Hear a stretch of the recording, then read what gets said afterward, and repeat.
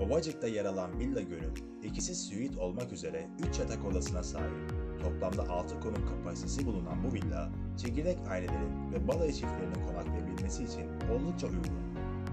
Villa Gönül, tatilinizi ev konforunda geçirebilmeniz için her türlü detayı atlamadan sunmakta.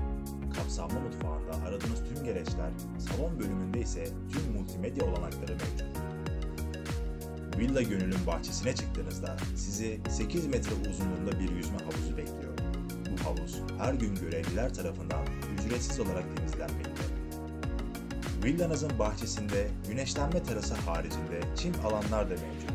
Özellikle çocuklu ailelerin keyifli vakit geçirebileceği bu çim alanlarda huzur dolu anlar yaşayabilirsiniz.